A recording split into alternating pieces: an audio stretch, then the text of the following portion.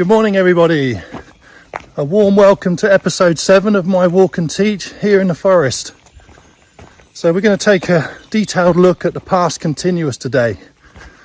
I've briefly covered it in previous videos. So this week we're going to look at it in a little bit more detail, and we'll do a quick comparison with the past continuous and also the past simple. So let's get straight into it.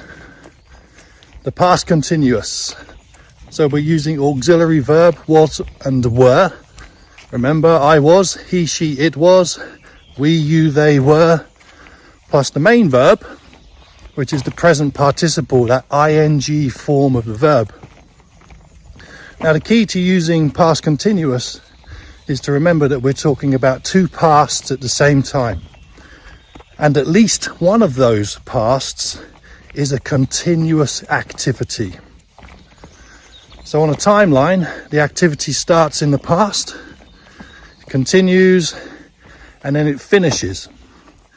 And somewhere in the middle of that period of time, that activity, something happened or something was also happening. Two continuous pasts. So let's look at the simple form first. So the classic textbook example you'll find is when you talk about an activity that was happening and then that activity was disturbed or interrupted by something else, another past, usually a past simple. And very often that activity finished because of the interruption. So a good example would be, I was sleeping when you called. Now, we can look at that in two ways. So, back to the timeline. You started sleeping in the past. You were sleeping, and then the telephone call came in, and that woke you up. That interrupted the activity of sleeping. So, the activity finished because of the call coming in. That was the interruption. So, I was sleeping when you called. Using the same example, I was sleeping when you called and the call didn't wake me up. Maybe I had my phone on silent or I just didn't wake up. So I continued sleeping. So that call, the past simple, when you called, that call came in somewhere in the middle of my activity of sleeping. It didn't disturb me, it didn't interrupt my activity, I continued sleeping. And then I later woke up. And of course, later on I say, I was sleeping when you called, sorry. I didn't take the call because I was sleeping. So that's the classic use of the past continuous. So the whole idea is to talk about the activity you were in the middle of doing when something else happened. This is the key. This is what it's about. This is the big difference between past continuous and past simple. Past simple just tells you that something happened. I went to the shops yesterday. Simple example, I tell you that something happened. And I'm not talking about any activities that I was in the middle of doing. Very, very simple tense, past simple. And we have to keep those examples very, very simple, and we should talk about that finished time. But past continuous, the whole point is to talk about that continuous activity.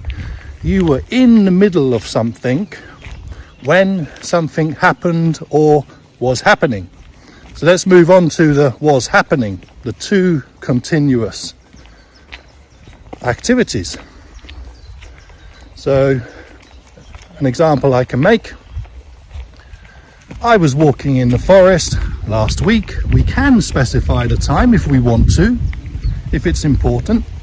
So I was walking in the forest last week while my wife was preparing lunch. So notice that I'm using the word while in between those two sentences.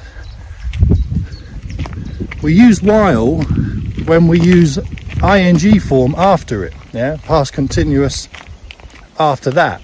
So I was walking in the forest while my wife was preparing lunch. We use when we use past simple. So I was sleeping when you called. So there's two main uses of the past continuous. We can just use it to answer questions. So a typical question could be, what were you doing at a specific time in the past? So what were you doing at 3 p.m. yesterday? I was watching TV. We don't need to say two past because the question is the first past. What were you doing at 3 p.m? And then the answer is the second past. I was watching TV. I was in the middle of watching TV. So that's a quick look at past continuous. A little comparison there with the differences between that and past simple. So hopefully that makes it a little bit clearer for you.